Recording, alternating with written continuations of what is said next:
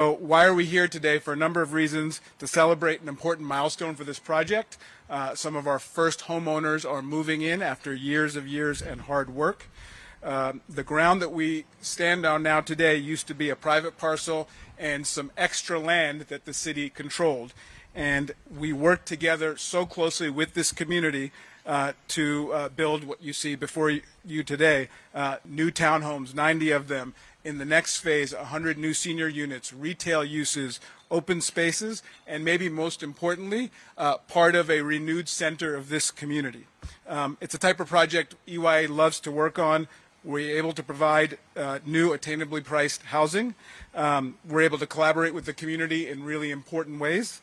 We're able to meet objectives of the city, and projects like this, in our view, are not only good for the communities in which they're in, but they provide tax base, they provide jobs, and they allow us to make the many other investments that the mayor and her team so boldly make investments in. Some thank yous, and I apologize if I leave anyone out, because it does take a village, a big one, to move a project like this forward. So I'm going to start with the community, because this project really was born of the community. And I say that because there are many projects happening around this city. None of them have moved as quickly as this one, or maybe some of them has, but not ones I've been involved in. And it is because of the ANC, it is because of the Parks Main Street, and it is because of the LRCA. And I'm just going to mention some names that I have worked with in the LRCA. So again, apologies if I don't mention everyone, but Barbara Rogers, Uchenna Evans, Gwen Cofield, Latoya Huff, and Tisha Cockrell. And so I think you guys will all notice, and I was thinking through this last night, my daughter likes to say, and I like to agree with her, the future is female, but everyone in that group, and I know there's lots of fellas out there that worked on this too, but you guys did really lead the way in moving this project forward, so thank you so very much. Very quickly, our partners on this project, Paramount Development and Ben Soto, I know he's here somewhere, JBGS, who is a great developer in our city, and our partner on this project, Eagle Bank, the Arlington Partnership for Affordable Housing, the many attorneys, architects, engineers, and others who helped put this all together, my colleagues at EYA, who've worked so very hard, particularly in trying circumstances over the past 2 years, the pandemic and supply chain, and needing and wanting to get our homeowners into their homes, have worked so hard and diligently to make this happen. And then last but not least, our team at the Deputy Mayor's office. Patrick is here somewhere, Esther, Sarosh, the Deputy Mayor, and of course our current and future Mayor, Ms. Bowser. I'd also be remiss if I did not thank, from all of us, former Councilmember Todd, current Councilmember Janice Lewis-George, Councilmember Anita Bonds, and my good friend Councilmember McDuffie, standing right over here as well. So thank you guys for all your support. So in closing, I simply want to say this. It takes a village to build a project like this. It takes a village to run a village, or a city in our case like Washington, D.C. And I have to say that every village, or big city in this case, needs strong leadership, and its success will be based on that strong leadership. A leader who has vision, a leader who marshals resources to get things done, a leader who builds community, and maybe most important to me, and I know we're going to be talking more about this today, a leader who works hard to bridge the gap where there are inequities, but at the same time working with the business community so we have the dollars and the jobs to invest in those areas where we need to bridge the gap. And so in my view, in our view, we have a mayor who has all of those characteristics, and as I said, I'm so happy to be sharing this stage with the current and future mayor. Before we get to her remarks, I want to introduce one of my colleagues, Jamal Smith. Come on up, Jamal. So Jamal Smith is our sales manager for this project at EYA, and he's done yeoman's work with all of our folks to go through this process, which for first-time and other home buyers is an extraordinarily important one. So Jamal, thank you for what you do, and look forward to hearing more about some of your work. Thank you, Akash. Again, my name is Jamal Smith. I am one of the sales managers here at EYA, and it is an extreme pleasure to be able to be here today. This is a culmination of a lot of people's efforts, so it's great to see everybody.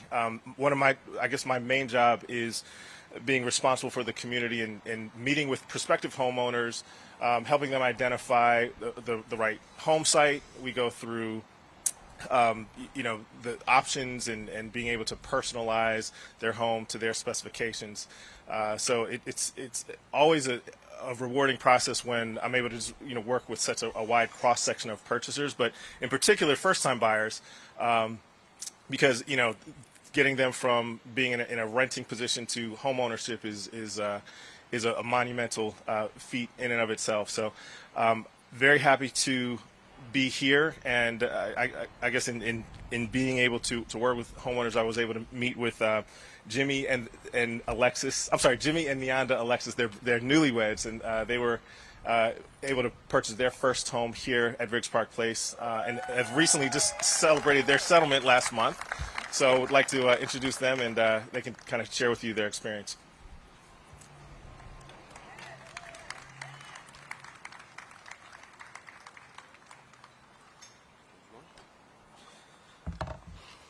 Thank you, Jamal. And if you had anything to do with the weather here today, thank you for that as well. I'm from Florida. I like it hot. So, but my wife and I, we are humbly, here today to, talk a little bit about, the journey to home ownership. But before we get into, some of the challenges, I want to introduce my wife to talk through her love for DC. Good morning, everyone.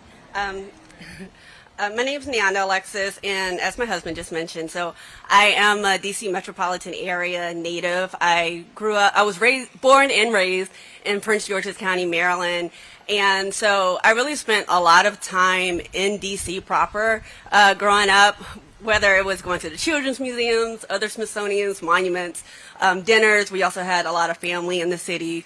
There's just a lot of nostalgia here for me. And another thing that I loved about growing up in this area is the amount of Black excellence. I grew up just seeing, doctors, lawyers, politicians, people that looked like me in roles that I really aspired to be. So I thought that was really important to stay in an area like this, which also influenced why I went to Howard University.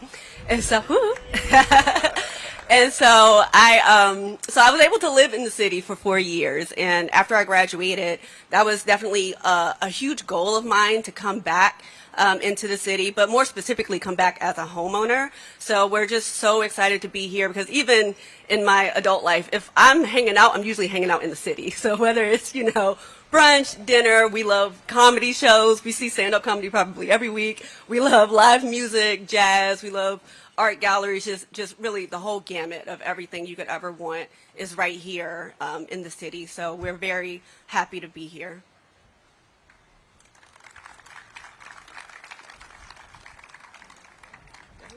Yep. And, I'm not from the city, but, over a decade ago, I came here to do a research project. Took a look at the education reform that was happening here in the city.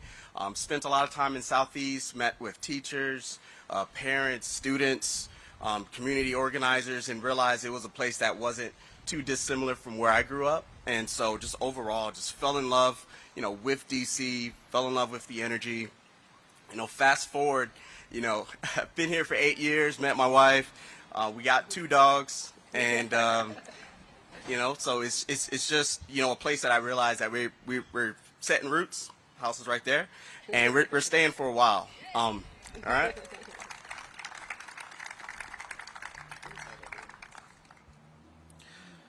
So, being a young couple, the journey to home ownership, has been something that's difficult. Me personally, I am a first generation in this country from, my parents are from Haiti, and, so that process from getting from childhood to here is a is a great one. And, beyond that, just the process of going through, the homeowner or acquiring the home is tough as well. Be it the pandemic, supply chain issues that created delays. And it's not just a, issue that just Niana and I face. It's something that, all around folks faced. And we realized during that time, we locked in our rates, 2 years ago. So, things, from an interest standpoint, worked out. But, we realized a lot of folks have been priced out of the market. And, we feel very humble and blessed that we have this opportunity here. One thing that we do look forward to is, with this new home is, building, generational wealth, starting a family, and, overall just having a place to, pass down to our kids. So, thank you. And without further ado, I know this project was incredibly close to your heart, Mayor Bowser, so I want to go ahead and introduce Mayor Muriel Bowser. Thank you.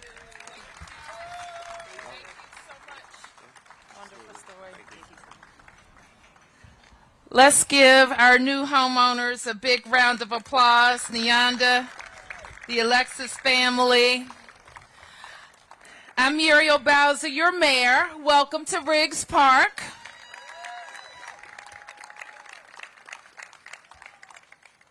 I was elected to serve as the ANC commissioner for this neighborhood in 2004. And ever since then, a tenacious group of neighbors, before then, a tenacious group of neighbors have worked to make this one of Washington, D.C.'s premier neighborhoods. Wouldn't you agree? And as I was thinking about that time, it is true, Akash, that there have been a band of women who have been focused on everything from transforming the Riggs LaSalle Recreation Center, almost single-handedly willed by Sherlita Settles. So I want to give Sherlita a big round of applause.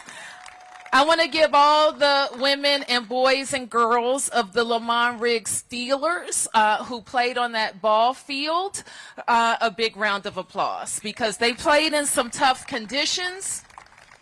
And then Mayor Fenty and the whole team made sure that they had a premier ball field. And so I want to thank them for that. But I also want to recognize a woman who at the time worked for Mayor Fenty, and I was a new ANC commissioner, and we would walk around this place and say we have to do more. People have heard me tell this story before. There was a tiger market over there. Who remembers that? I know you remember that, Rev. You really remember it. Now I'm remembering something else. The Rev would protest it and call attention to it. The problem with that tiger market, it suggests that it was a food seller, right? But it mostly sold alcohol and lottery tickets. And some other people remember when there was a Highs over there, right? And a teacher supply store. But what had happened, as they say, is that it became dangerous to walk from Fort Totten Metro to go to any of those locations. And we knew that we had to do better for our community. We needed quality retail, we needed safety, and we needed affordable housing. But more than anything, we needed the neighborhood to be at the table and to make sure that any development that came to Riggs Park was development that the neighborhood wanted. How did we do, LRCA? How did we do? I think we did it. So Rodney Foxworth, Sharon Hines, Gwen Cofield were all in leadership of the LRCA when we started the Lamont Riggs Development Task Force. And over the course of this now 18 years, this Lamont Riggs Task Force has been responsible for advocating for the Hampshires. Some of you know, another townhome community right here in Ward 4. Advocating for retail that was anchored by the Walmart with housing, and now there's coffee, there's hamburger place, there's places for people to go to take care of their basic neighborhood needs. when Riggs Park residents were going to Maryland to get those things done. And Sharon would be very unhappy if I failed to mention the Chick-fil-A. And they have also been responsible for what you see, Councilmember McDuffie. I haven't forgotten the Ward 4 side of Riggs in what is happening here with the arts development in Riggs Park, which has been also a place where we can welcome affordable housing and more retail. This committee of tenacious men and women was also responsible for making sure that we had the new Lamont Riggs Library, which is coming out of the ground and soon to open right here in Lamont Riggs as well. I was proud as a ANC commissioner, a council member, and now your mayor, to have been involved in every single step of the way, from the planning to the funding to the zoning to I don't know what. I've been engaged in it. The last thing I'll mention is where we're standing. Some will remember, what was it? It was a road. It was a speed ramp is what we like to call it, and it was one on the other side too. It is one of the first examples of neighbors saying, highways, we stop them, and we don't want any remnants of highways that dissected our cities remaining in Riggs Park. So we closed those roads. We closed those speed ramps that came from South Dakota and dropped people on Riggs Road, and from Riggs onto South Dakota on the Food and Friends side, which gives us a great example how we can reclaim the roads to build affordable housing. How did we do, DC? And so, full circle, today we heard from a couple who's getting their fair shot at home ownership right in the community that so many people have worked on to support, and they're going to welcome new neighbors as well. But what we have to address, and we will address, is the anxiety that so many people feel, like you explained, about the process. We have to address long-standing discriminatory practices that kept Black people in our city, in the nation's capital, from having access to every neighborhood and every tool that would have allowed them to buy homes generations ago and pass that wealth on to their own children. So we know that Black Washingtonians are starting a few steps behind their neighbors and having the generational wealth that they got passed on to them to invest in homes in Washington, D.C.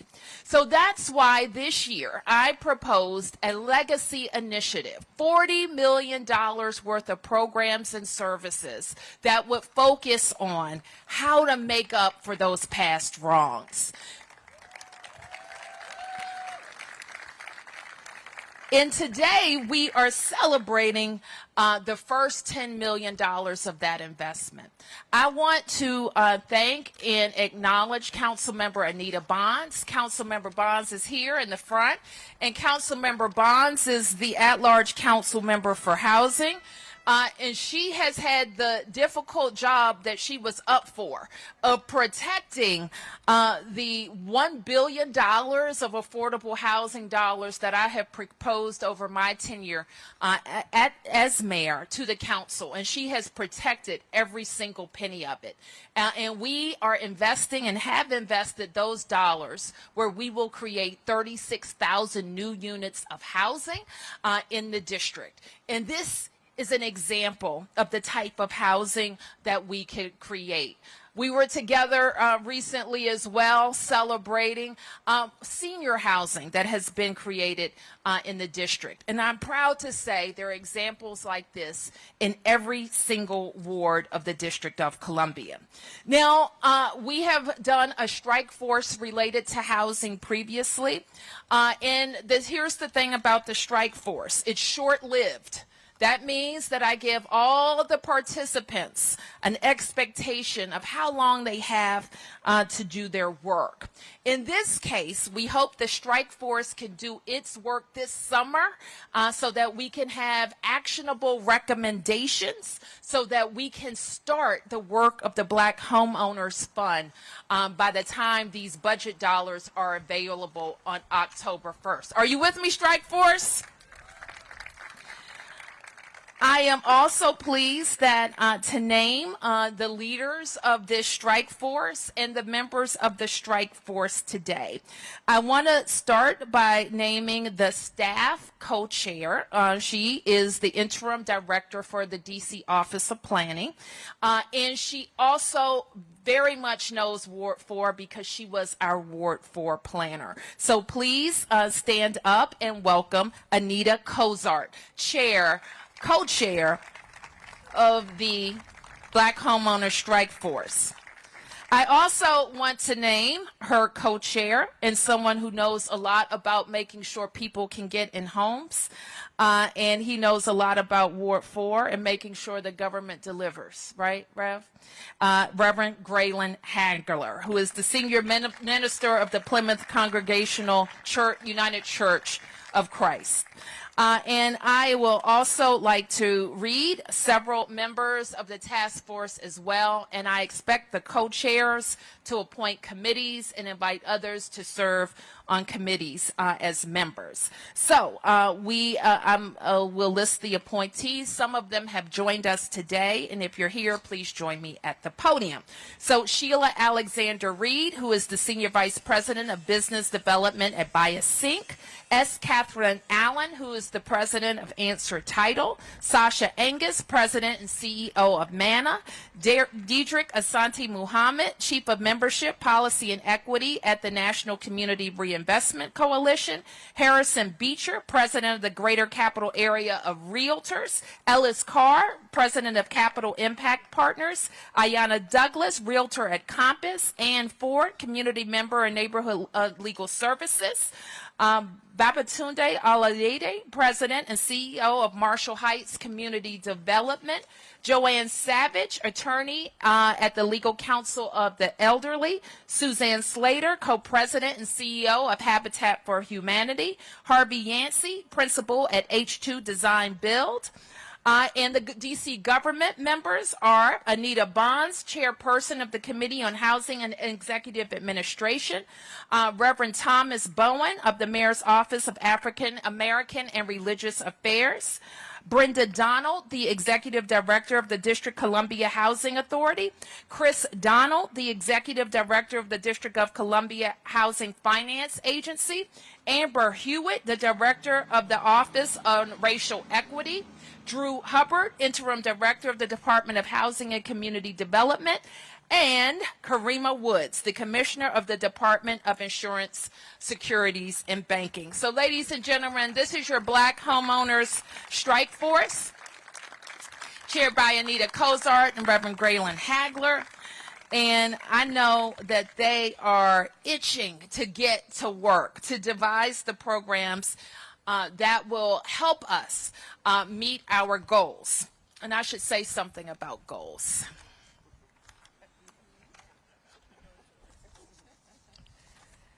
You're going to set them. So what I'm asking you to do in the course of designing the programs and services is to look ahead. We're in 2022. We have some pretty specific housing goals that will get us to 2025. So for 2030, we're asking this committee to design the programs and establish how we will increase Black home ownership in Washington, D.C. by 2030. Are you with me? All right. That's the charge. So now let me turn it over to Reverend Graylin Scott Hagler and Anita. Thank you, Madam Mayor. A hand for Muriel Bowser, our mayor. So I am very humbled to have been given this charge and really excited to work with my co-chair and this august body here who is going to come up with the goals and the strategies. We understand how critical this issue is for the reasons our homeowners shared with us. And we also understand, as the mayor said, that this is a generational issue and that there are patterns of lack of opportunity and barriers that were erected because of sets of discrimination and racism that exists in the housing and real estate community and policy. And so we understand that this is a big charge, and we understand that while there are many answers that we have within this group, we have many answers amongst those who are here today, and we're looking forward to engaging you all, and we're looking forward to engaging your neighbors and your friends and your colleagues. And so you'll be hearing from us because we need all the help. We need everyone. We need every property owner. We need every would-be property owner. We need anyone who's been doing this work and is passionate about it to help us as we come up with a goal and, even more importantly, the strategies that matter. So thank you so much for being here. Know that we'll be calling on you soon, and wish us the best as we start with this very important task. And now my co-chair, Reverend Hagler. I want to thank Mayor Bowser for, one, daring to attack something like this because it's extremely important. I want to thank all of you who have agreed to be a part of that. And of course, when the mayor asked for me to chair this, I had no choice but to say yes. And partly because this issue is so important. When you look at the discriminatory practices that have been carried out, discriminatory practices such as black folks could not get VA loans, which set them automatically backwards, where white GIs coming home could get 0 down and lower interest rates and basically buy up the city and buy up the suburbs. Those have been the discriminatory practices that have been in place. And when you don't have the building blocks in order to be able to step up and purchase a home, you are basically eliminated from the economic place of equality. Now, I need to say congratulations to the homeowners. But I want to point out also, because this is a beautiful development down the street from where I live. I'm on Kennedy Street. But one of the things that hit me, you got 90% sold at a starting price of $600,000. $600,000, let's do the numbers, equates to roughly about $5,000 a month in PITI. That's unaffordable, particularly when you look at a black community whose median household income is a little over $49,000 in comparison to the median house income of a white community that is $147,000. In other words, you can't step up to the plate. What we need to do is, we're serious about this. We got to look at it with new eyes, Mayor. We got to dare to break down the bureaucracy that keeps people from playing on a level playing field. Such as HPAP money, not a lot of it get out in the street. We need to be clear about making that effective and efficient, that allows families to remain in the district, because we're losing the black community out of Washington, D.C. And we should be clear that that is a crisis that we need to reverse and make sure our communities are settled and whole, and our families are whole. The mayor lifted up a few things about my history right there where there's Food and Friends. There was a nightclub, you remember that? Called Des Cachets. They were selling drugs out of it. And there were shootings every Friday and Saturday night. And we had to close that down. And we did close that down. Because one thing that is important, and the mayor knows this, is when you live in a neighborhood, you have a different perspective. Right? If bullets are flying, it's flying past your head. It's not a hypothetical equation, it's a real deal. And so we really worked to clean up the neighborhood. And when the mayor got elected as ANC in 2004, She bought her home in 2005, I believe, through a program that I started along with our CEO, Bruce Marks, 36 years ago in Boston, called the Neighborhood Assistance Corporation of America. The mayor was a NACA homeowner, I'm a NACA homeowner. And again, we began to push forward a kind of model, a new economic model that allows families to be able to settle in their communities and remain in their communities, remain to get rid of the predators trying to take our homes and take our community. We need to build a level playing field where there is equal opportunity. God bless you, Mayor, and thank you for such an initiative. Thank you, Ed. Thank you. And so finally, I wanted to invite Councilmember McDuffie and acknowledge his work on the council, especially focused on racial equity. He is responsible for drafting a lot of legislation that's requiring the council and the administration to have a systematic review of policies and budgets according to a racial equity lens.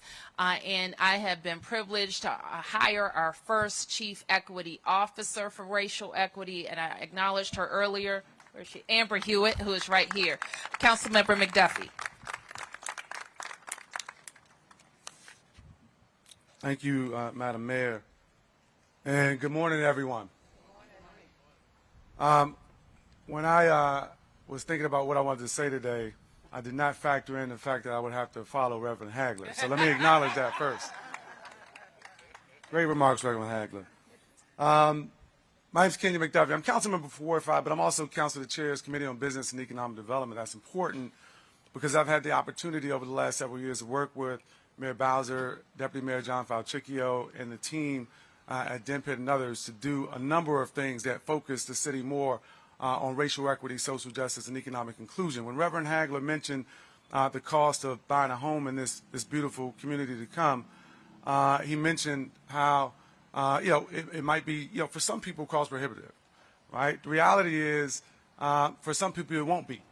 And I think for the folks who can afford to put down lots of money on a house, it is a remnant. Frankly, it's a scar, indelible mark from the long history of slavery, racism, and Jim Crow segregation that exists in our country. And the reality is, unless we are doing programs specifically like the one that the mayor announced today, we're not going to be able to reverse the legacy of discrimination, racism, and slavery that you just talked about, Reverend Hagler. When I set about a pathway to start to do more around racial equity, social justice, and economic inclusion, there are a lot of folks who were advising me politically and said, don't do it, don't step into this, all right? This is going to be tough work, and you're going to be accused of all types of things. And what I told them was, this is precisely why I ran for office originally, to see people be able to accomplish their dreams. So people like native Ward 5, let's be clear, native of Ward 5,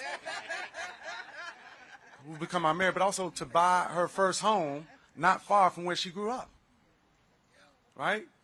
And where she represented the community as an ANC.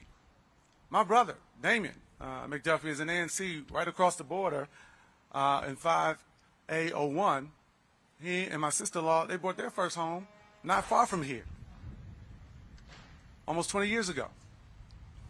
My wife and I brought my childhood home on North Capitol Street. Many of you all have heard this before, but that home was purchased originally by my grandparents in 1952.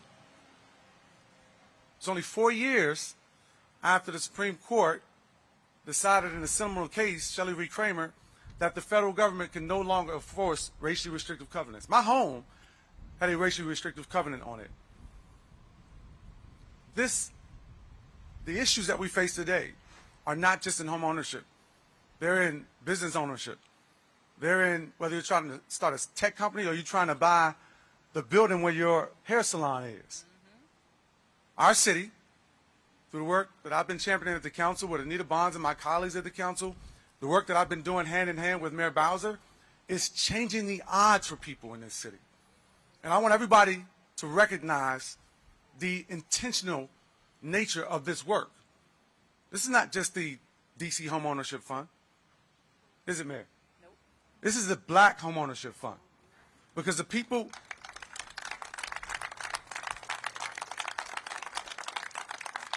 we will acknowledge that more than 20,000 people have been displaced over this city over the last several decades. It's not because of anybody that's on this council today, frankly, and the legacy of discrimination that has caused the district to continue to be one of the most racially segregated housing markets in the country wasn't started or caused by anybody on this council or any mayor. But unless and until we continue to be intentional about our policies, we won't begin to change it. So I want to really lift up what the mayor is doing with this Black Homeownership Fund and recognize how much more we need to do to close the racial wealth gap in the nation's capital. And so, again, let's give Mayor Bowser and her team a round of applause for having the bold and courage to do this. This is absolutely important. We got to keep doing more things like this. Thank you, Mayor Bowser. Thank you, Councilmember. Let's give Kenya McDuffie a big round of applause. It's been a tremendous partner to me and when we served together and till this day.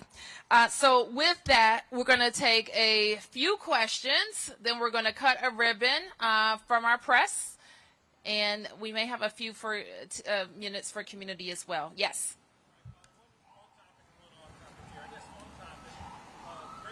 That $600,000 seems like how much bureaucracy and red tape is there that home prices are soaring a lot faster than salaries are, and what people are making, even though people are making more? Is there enough bureaucracy and red tape to really make a dent in that?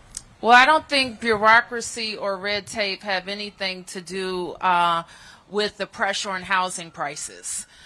We know that a lot of people want to live here, want to start their businesses here, which increases demand on housing, and we have the stock that we have. So our focus to help drive costs down, whether it's rents or home prices, is to make sure we have enough capacity, enough new housing, enough preserved housing. So when people are looking for housing, everybody is not trying to get one house, which we know will drive the prices up. So this is an example of what was an underutilized parcel that is now housing. And I also think it's important to say, and this is my story, and Reverend Hagelin knows it. He alluded to it. When I was looking to buy a house in 2000, I wouldn't have been able to buy a $600,000 house either. But because I got into NACA, a first-time home buyers program, because I qualified for down payment assistance and could get a mortgage that was below market rate, because I could buy in a great neighborhood like Riggs Park for $125,000 and invest in my home, invest in my community, and grow my wealth. So now my house is probably worth $600,000. I could, some years later, afford a $600,000 home. More than a $600,000 home. But I had to start somewhere. And so that is what our charge is in our communities, to make more communities like this great Riggs Park one, where people feel very confident that they have retail, good schools, good recreation, great transportation, and it's safe. And they also see that the government is investing in it and making sure it has safe roads and quality and safe housing. So those are the things that we're going to do, so that there are options in all 8 wards of the city at all price points. And so where you may be in one place in your life where you were single with a relatively low income and you bought a house for $125, and then you meet this great couple here that found each other. Maybe they couldn't afford it separately, but they can afford it together. So we have to have a point in places all across our city for people at various stages in their life can invest in the type of housing that they want. And then, I guess off topic as well, this morning Charles Allen published a letter signed by a majority of the council saying that the debate over the new Commander Stadium at RFK is over with now, that it's not going to happen, that there's, I guess, a majority. Well, how arrogant can you be to suggest that a debate is over when I'm still talking? Next question. Mayor Bowser, what are some of the specific ways that you'll measure? I can't see who's speaking. Who's speaking? Okay. I'm Paige with Axios DC. I wanted to know what are some of the specific ways you'll measure the success of the task force. Is there a number of Black homeowners you like to see or some other measure? Well, as I mentioned, I'm going to measure their success because they're going to meet throughout the summer, and I'm hoping what they'll tell me is that they can get to some very thoughtful recommendations by the end of the summer so that we can launch a program on October the 1st. But they're going to get into that work and let me know, and I hope also that they will have enough research and information to set those goals. Yes. Hi, Mayor. Good morning, Mayor. One question on topic, the other off topic. Starting with the on topic, still being the new kid on the block, getting used to the area and everything. There was something that you mentioned, if you would, that this is the first $10 million of $40 million set aside. Yes. For it. Is that correct? No, this $10 million is part of a package of other legacy initiative items. I'm glad you mentioned it. The council member referred to another one, which is the Commercial Acquisition Fund, which is really focused in wards 5, 7, and 8 on helping legacy business owners go from renters to owners. So converting their rent payments for their businesses to equity for their business and themselves. We're also keenly focused on our senior property owners, and I want to thank Councilmember Bonds again for her attention to this. In this budget that the council just approved, we reduced senior property taxes in this way. There has been a cap, a year-to-year cap on how much your property taxes can go up, and that cap, I see some people like, what are you saying? From 5%. For non-seniors, the residential property cap is 10%. For seniors, it's 5%. Beginning October the 1st, the cap that a senior property tax could go up is capped at 2%, which reduces from year to year. That's a good one. That's good. We know that everybody is looking for ways to keep additional money in their pockets. And this will be one way. We have been investing for several years in a program called Safe at Home, which on average is providing $5,000 grants to qualified seniors to make their homes safe for them. It could be grab bars, it could be ramps, a number of investments that will help them stay safe in their homes. All right, and just quickly on the off-topic question, got 2 big events taking place in D.C. this weekend, a couple of big parades and everything. Your message to the people that are coming out, turning out for these events, and what sort of security can you address at this point? Absolutely. So we expect to give some specific instructions tomorrow about what to expect on our roadways. But the big message is D.C. is open, have fun, enjoy your city, be smart, drink water, take transit, help out a neighbor. If you see something, say something. All of those things. Be respectful. Don't speed. Pay attention to the traffic signals. Listen to the police officers. Those are all the things that we're going to ask people to do to safely enjoy their city. Obviously, Chief Conti and his teams have a deployment strategy. If you're not willing to follow all of the rules, you don't want to see them. Okay, so let's just everybody have fun, enjoy our city. Happy Pride is the first, I think, the first full-on Pride parade in 2 years. And I'll just give you one hint today that the route is going to go in the reverse. So we don't want you showing up at where you used to show up thinking that's where it's going to kick off. So pay attention to our websites, sign up for text messaging from DC Homeland Security, and have a good time. Thank you, everybody.